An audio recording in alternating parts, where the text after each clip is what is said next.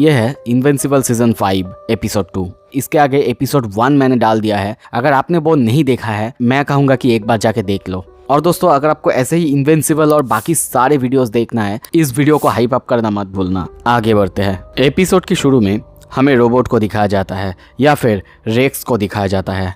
वो पृथ्वी पे वापस आ चुका है। अगर आपको याद नहीं, पिछले सीजन में ही हमने देखा था वो दूसरे प्लेनेट पे जाके फंस चुका था।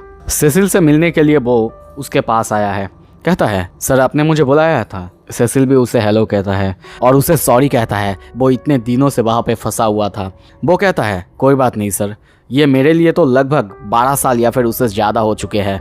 यहाँ पे रेक्स बताता है कि वो उस प्लेनेट पे जाके लगभग प्लेनेट का राजा जैसा बन चुका था और वहाँ पे उसने एक सिविलाइजेशन तैयार कर दिया था।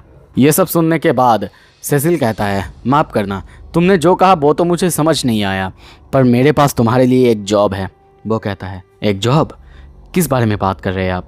सेसिल अपने अलग अलग सुपर हीरो टीम की बात करता है, जैसे कि द एक्शनर्स, वुल्फमैन और वुल्फ कॉर्प्स, द जैकेट और इनविंसिबल और the guardian of the globe. ऐसे ही अलग अलग सुपर हीरो टीम्स हैं और उन सबको कंट्रोल करना है रेक्स को। रेक्स कहता है, आप ये मुझे देने के बारे में क्यों सोच रहे हैं? वो कहता है, देखो मैंने देखा है, तुम बहुत दूर से माइल्स अवे से अपने रोबोट्स को कंट्रोल कर सकते हो और अलग अलग रोबोट्स के साथ एक साथ कम्युनिकेट कर सकते हो, उन सब में से देख सकते हो। तो मुझे लगता है कि तुम क्रिटिकल सिचुएशन में बहुत अच्छे से सबको कंट्रोल कर पाओगे। यह सब सुन के रेक्स बिना कुछ कहे जॉब के लिए हाँ कर देता है। कहता है कि मेरे पास वैसे भी करने के लिए कुछ है नहीं। यह सुन के सेसिल भी खुश होता है। सीन शिफ्ट होता है। अब हमें दिखाया जाता है स्ट्रॉन्गहोल्ड प्रिजन के अंदर। यहाँ पे इनविंसिबल आ चुका है। एक गार्ड से वो बात करता है और तभी कुछ देर बाद वो गार्ड उसे शायद कहीं पे ले जा रहा था और कुछ ही देर बाद एक सेल का दरवाज़ा खोलते ही वो सामने देखता है। उसके सामने हम देखते हैं उसी इलेक्ट्रिक लेडी या फिर यूनिवर्सिया को। उसे देखते ही जब वो हेलो कहता है, वो लेडी गुस्से में उसकी तरफ गुस्से में देखती है। कहती है, तुम्हें पता भी है तुम्हारी वजह से और तुम्हारी उस लेडी फ्रेंड की वजह से कितने जिंदगियां बर्बाद हो चुकी है। इनविंसिबल यहाँ पे उसे समझाने की कोशिश करता है कि उसने भी गलतियां करी थी, पर वो सुनने के लिए तैयार ही नहीं थी। इनविंसिबल कहता है, चलो बात करते हैं। ये सुन के वो थोड़ी सी चुप होती है, उसकी तरफ देखती है। तभी इनविंसिबल थोड़ा सा बाहर आता है। सारे गार्ड्स को कहता है कि उसके शेकल्स को थोड़े से खोल दे ताकि वो उससे अच्छे से बातें कर सके। सीन शिफ्ट होता है। इस तरफ हम केट के घर पे देखते हैं। केट और ईव दोनों मिलके खाना खा रहे थे और एक दूसरे के ज़िंदगी के बारे में बातें कर रहे थे। केट अपने बच्चों के बारे में बोल रही थी। वो देखती है कि ईव सलाद खा रही थी और वो मजाक करते हुए कहती है, बहुत अच्छी बात है ईव, तुम मार्क के लिए सलाद खा रही हो। पर ईव कहती है, नहीं, मैं हमेशा से यही खाती थी। पर वो ये सुनना ही नहीं चाहती। इसी वजह से वो मजाक करके कहती है, हाँ ठीक है, तुम अगर कहती हो तो सही है, फिर भी मैं बहुत खुश हुई ये देख के कि तुम अपने आप को कंट्रोल करने की कोशिश कर रही हो। पर ईव गुस्से में कहती है, तुम्हें पता है मार्क मुझे ऐसे ही पसंद करता है। ये सुन के वो कहती है, क्या सच में? अजीब है। तभी सीन शिफ्ट होता है। पेंटागन में दिखाया जाता है। यहाँ पे सेसिल को पता चलता है कि डायनासोरस वो जिंदा है, क्योंकि वो उनके ही क्वार्टर में आ चुका है और वो भी अपने ह्यूमन फॉर्म में। उसे सारे गार्ड्स ने मिल के घेर के रखा है। वो कहता है, अरे मैंने अपने आप को खुद पकड़ पाया है, पता है ना तुम लोगों को, मैं कुछ करने नहीं वाला, मैं खुद यहाँ पे आया हूँ। सेसिल सामने आते हुए कहता है, तुम्हें पता है ना तुमने क्या किया है? तुम कहते हो कि बंदूकें नीचे करो। तभी सीन शिफ्ट होता है। हम मार्क और यूनिवर्सिया को देखते हैं। मार्क उसे फिर से समझाने की कोशिश कर रही थी कि उसने जो करा वो गलत था। अगर उसे सच में पावर की ज़रूरत थी तो उसे बोलना चाहिए था, पर वो उसकी बात सुनने ही नहीं वाली और फिर से पूछती है, तो तुम यहाँ पे क्यों आए हो? मार्क कहता है, ताकि मैं तुम्हें छुड़ा सकूँ। ये सुनते ही वो थोड़ी सी अटेंशन देती है, जिससे मार्क खुश होता है और कहता है, ओके, सबसे पहले मैं मानता हूँ कि तुमने कुछ बुरे काम किए हैं, पर तुमने जो भी किए हैं वो अपने लोगों को बचाने के लिए किए हैं। इसका मतलब तुम बस डेस्परेट हो, पर तुम अच्छी हो, तुम्हारा दिल साफ है। क्या मैंने सही कहा ना? ये सुन के वो उसकी तरफ देखती है। यहाँ पे मार्क अब उससे कन्फेशन लेता है कि अगर मार्क किसी तरीके से यहाँ से उसे छुड़ा पाया और उसके बाद किसी भी तरीके से अगर उसे जो चाहिए वो देने में हेल्प कर पाया, क्या वो चुपचाप यहाँ से चला जाएगा, वो भी बिना किसी को मारे। ये सुन के वो हाँ कहती है। तभी सीन शिफ्ट होता है, हम उसे एक पावर ग्रिड के ऊपर देखते हैं। उससे बहुत सारा एनर्जी वो स्टोर कर रही थी।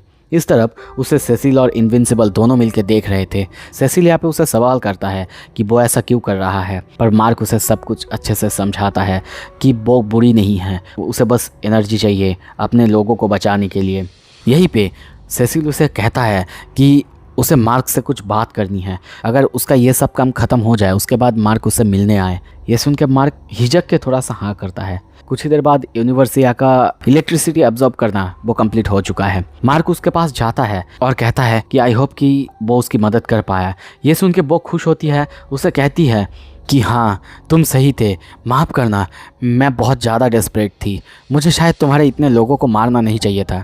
मार्क कहता है ठीक है, तुमने जो भी किया होगा उससे फ़र्क नहीं पड़ता, पर आगे से कभी भी लोगों को मारने की कोशिश मत करना। वो शुक्रिया कहती है और बाहर से निकल जाती है। कहती है कि कभी भी इसके बाद अगर वो उसकी हेल्प कर पाएगी तो ज़रूर करेगी। सीन शिफ्ट होता है, इस तरफ हम डेविड को देखते हैं। यहाँ पे वो प्रिजन के अंदर है। सेसिल यहाँ पे उससे मिलने आता है। वो कहता है लुक मैन, मैं जानता हूँ मैंने बहुत सारे गलत काम किए हैं, पर तुम्हें पता है ना ये मैंने नहीं, मेरे दूसरे पार्ट ने किए हैं। ये सब बातें सुन के सेसिल उसे शाबाशी देता है कि ये उसके लिए बहुत ज़्यादा हीरोइक था कि वो खुद आया है यहाँ पे अपने आप को प्रिजन के अंदर रखने के लिए। पर यहाँ पे सेसिल को पता चलता है वो कैसे अपने आप को बदल सकता है। डेविड कहता है कि उसने फिगर आउट कर लिया है कब वो डायनासोरस रूप में बदल सकता है या फिर कैसे वो बदल सकता है। इंडिफरेंस मतलब कभी अगर उसे किसी भी चीज़ की परवाह ना हो। सीन शिफ्ट होता है, दूसरी तरफ गार्डियन ऑफ द ग्लोब के सेंट्रल बेस में देखते हैं। अमांडा और रेक्स को देखते हैं। यहाँ पे रेक्स उसे आके सब कुछ बता देता है। अमांडा ये सुन के बस कहती है पता नहीं क्यों पर सब कुछ बहुत अलग है। ये सुन के हम रेक्स को बहुत दुखी होते हुए देखते हैं। सीन शिफ्ट होता है, इस तरफ हम मार्क और सेसिल को देखते हैं। सेसिल उसे ये दिखा देता है कि सेसिल के पास मार्क के जितने वेरिएंट आए थे अलग अलग डायमेंशन में, अगर आपने इन्विंसिबल वॉर देखा था उसमें दिखाया गया था, उन सब की डेड बॉडीज़ को उसने अपना एक रोबोट या फिर मार्क जैसा ही बना दिया था। मार्क इन सब को देख के बहुत ज़्यादा हैरान हो चुका है, पर मार्क ये सब कुछ नॉर्मली मान लेता है। सेसिल ये देख के चौंकता है कि मार्क को इसमें बिल्कुल गुस्सा नहीं आया था। मार्क कहता है कि हाँ उसे शौक तो ज़रूर लगा कि वो अपने ही सामने अपने आप को मरा हुआ देख रहा है, पर फिर भी उसे अब फ़र्क नहीं पड़ता। पर इतना सब कुछ के बाद भी वो सेसिल को जाते हुए कहता है देखो इससे कुछ नहीं बदलता, अगर तुम्हें सच में मेरी ज़रूरत है तो तुम मुझे कॉल करोगे, अभी के लिए मैं यहाँ से जाता हूँ। यहाँ पे सेसिल बहुत शॉक होकर खड़ा हुआ था। दूसरी तरफ सीक्रेट हेडक्वार्टर क्रिमिनल मास्टरमाइंड, यहाँ पे हम टाइटन को देखते हैं जो कि अपने क्रिमिनल ऑर्गेनाइजेशन को शायद फिर से रिबिल्ड करने के बारे में सोच रहा था, और यहाँ पे वो अपने पंटर्स को उन लोगों को प्रूव करने के लिए कहता है। सीन शिफ्ट होता है, मार्क के घर पे देखते हैं। ये बैठी हुई थी। मार्क यहाँ पे आता है। ये बिजी थी घर को सजाने में क्योंकि उसे पता नहीं कि उसके मॉम डैड कब आने वाले हैं। और यहाँ पे मार्क उसे बताता है उसने जो सेसिल के वहाँ पे जाके देखा। ये सुन के ईव थोड़ी सी डिस्गस्ट होती है, पर बाद में वो पार्टी की बात कहती है कि वो वहाँ पे जाएगा कि नहीं। सीन शिफ्ट होता है, दूसरी तरफ हमें वेलकम पार्टी दिखाया जाता है। शायद यहाँ पे रेक्स और एमेंडा के लिए ही ये पार्टी रखा गया था। सारे बॉयज़ मिलके एमेंडा के पीछे पड़े थे, सब जैसे कि पागल हो रहे थे उसके पीछे। रेक्स ये देख रहा था और बस दुखी होता जा रहा था। मार्क यहाँ पे रेक्स से बात करने की कोशिश करता है, कहता भी है हे तुम लौट आए हो, अच्छा लगा। ऐसा नहीं कि हम बहुत क्लोज थे, पर फिर भी ये अजीब था। क्या तुम्हारे और एमेंडा के बीच सब कुछ ठीक है ना, सब कुछ? ये सुन के वो कहता है नहीं, सच में बोलो तो कुछ भी सही नहीं है। सीन शिफ्ट होता है, इस तरफ हम उन्हीं दो पंटर्स को देखते हैं जो कि प्लान बना रहे थे वहाँ पे बाहर जाके अटैक करने के। फिर से पार्टी में देखते हैं यहाँ पे एमेंडा शायद यहाँ पे बुलेट प्रूफ के साथ है। यहाँ पे बुलेट प्रूफ उसे पटाने की कोशिश तो कर रहा है। रेक्स ये देखता है और बहुत ज़्यादा शौक होता है। यहाँ पे वो उसे पटाने की कोशिश कर रहा था, यहाँ तक कि वो रेक्स के बारे में भी पूछता है, पर एमेंडा यहाँ पे मना कर देता है, कहता है अभी के लिए ये सब बहुत जल्दी है। सीन शिफ्ट होता है, रात को हम मार्क और ईव को देखते हैं। ईव सोया हुआ था। यहाँ पे मार्क रेक्स के बारे में और एमेंडा के बारे में चिंता करता है, उन दोनों के बीच कुछ हुआ है। ईव उसकी बात एक भी नहीं सुनती और उसे सीधा बिस्तर पे खींच लेती है। यहाँ पे मशीन हेड के ऊपर हम उन दोनों को आके हमला करते हुए देखते हैं। मशीन हेड वॉइड को उन्हें मार देने के लिए कहता है। दोनों बहुत ही गुस्से में उसके ऊपर हमला तो करते हैं, पर मशीन हेड एक ही झटके में उसको वहीं पे ख़त्म कर देता है। टायरेंट को लगता है वो इससे भी बच सकता है, क्योंकि वो अपने आप को मॉलिक्यूल के लेवल पे कंट्रोल कर सकता है। पर वो जब देखता है कि वो सच में मर चुका है, उसे बहुत गुस्सा आ जाता है और वो गुस्से में उनकी तरफ देखता है। पर तभी उसे कुछ होने लगता है। उसके अंदर जो भी परजीवी था वो उसके ही ऊपर हावी हो जाता है और तभी वो अपने आप को एक अंधेरे जगह में पाता है, जहाँ पे वो किसी से बात करने की कोशिश तो करता है, पर बाद में रियल वर्ल्ड में हम देखते हैं वो अर्थ पे तबाही फैला रहा था। सुपर हीरोज़ मिल के उसे रोकने आए थे और जब उसे होश आता है वो सारे सुपर हीरोज़ को अपने सामने देखता है। वो सबसे माफ़ी मांगता है, कहता है कि ये वो नहीं था, उसे कुछ भी पता नहीं था। जब वो होश में आया तब वो अपने आप को ऐसे पाया है। कोई भी उसकी बात नहीं सुनता और उसे सीधा वहाँ से पकड़ के ले जाया जाता है और तभी वहाँ पे इन्विंसिबल आता है। पर जब तक वो आता है सब कुछ ऑलरेडी ख़त्म हो चुका है। इससे वो थोड़ा सा डिसअपॉइंट होता है। पीछे से सेसिल आके उससे कन्फर्म करता है कि उसने उसे कॉल नहीं किया था, अगर वो चाहे तो ये सब जल्दी हो सकता है। पर मार्क कहता है नहीं, कोई ज़रूरत नहीं, मैं बस देर से आया हूँ, और ये कह के वो वहाँ से निकल जाता है। तभी सीन शिफ्ट होता है। गार्डियन ऑफ द ग्लोब के बेस पे देखते हैं रेक्स नहाने आया है। तभी वहाँ पे अमेंडा भी आती है। रेक्स उसे देख के जाने के लिए तैयार होता है, पर अमेंडा बस उसे देखने लगती है। रेक्स ये देख के कहता है ये बहुत अजीब है ना? वो भी कहती है हाँ रेक्स प्लीज़ क्या हम बात कर सकते हैं? ये सुन के वो कहता है नहीं प्लीज़, मैं सब कुछ भूलना चाहता हूँ प्लीज़। वो रोने लगता है। सीन शिफ्ट होता है। विलियम के साथ ईव को बातें करते हुए देखते हैं। विलियम मार्क के बारे में पूछता है कि लास वेगास में वो होने के बाद वो अब कैसा है। ईव उसे बताती है वो बिल्कुल सही है, सब कुछ सही चल रहा है। पर यहाँ पे विलियम उसे समझाने के लिए एक बात गलत कह देता है कि वो भी जब अपने अलग अलग जॉब में गड़बड़ कर देता है तब उसे भी थोड़ा सा अजीब लगता है। पर गड़बड़ ये बात ईव को पसंद नहीं आई थी। वो कहती है उसने कोई गड़बड़ नहीं करा था, वहाँ पे उसकी कोई गलती नहीं थी। विलियम कहता है अरे यार माफ़ करना, मैं बस ऐसे ही बोल रहा था और कुछ नहीं। सीन शिफ्ट होता है। मार्क और सेसिल को हम बहुत बड़े से सोलर पैनल्स के सामने देखते हैं। ये वही जगह यानी लास वेगास है जो कि उसके सामने ख़त्म हो गया था।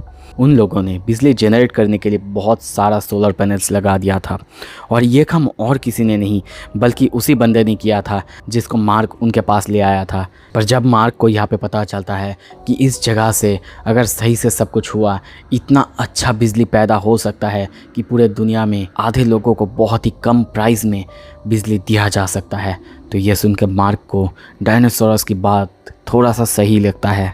सीन शिफ्ट होता है। वापस हम अमेंडा और रेक्स को देखते हैं। अमेंडा शायद इस जगह से जाने के लिए तैयार थी, पर वो रेक्स से पूछती है कि वो यहाँ से नहीं जाएगा क्या? हाँ मानती हूँ यहाँ पे बहुत सारा जगह है, पर फिर भी। पर रेक्स कहता है नहीं, ये जगह उसे पसंद है और वैसे भी यहाँ पे करने के लिए उसके पास कुछ तो है। अमेंडा उसे समझाने की कोशिश करती है कि बुलेट प्रूफ और उसके बीच कुछ भी नहीं हुआ है, कुछ भी नहीं। पर यह सुन के रेक्स कहता है मुझे परवाह नहीं, अब तो नहीं। सीन शिफ्ट होता है। मार्क के घर पे देखते हैं। ईव घर पे वापस आती है। उसे देखते ही मार्क कहता है क्या मैं टीवी बंद कर दूं? वो कहती है नहीं कोई बात नहीं। पर तभी मार्क उससे पूछने लगता है ईव तुम मुझसे प्यार करती हो ना, मेरे ऊपर भरोसा करती हो ना? ईव कहती है हाँ क्यों, क्या हुआ है? वो कहती है मैं कुछ ऐसा करने जा रहा हूँ जो पहले तो सबको क्रेजी लगेगा पर बाद में वो काम सबके अच्छे के लिए होगा। ईव बार बार पूछती है क्या काम है वो, बताओ ना तुम मुझे, मैं तुम्हारे साथ वो करने के लिए तैयार हूँ।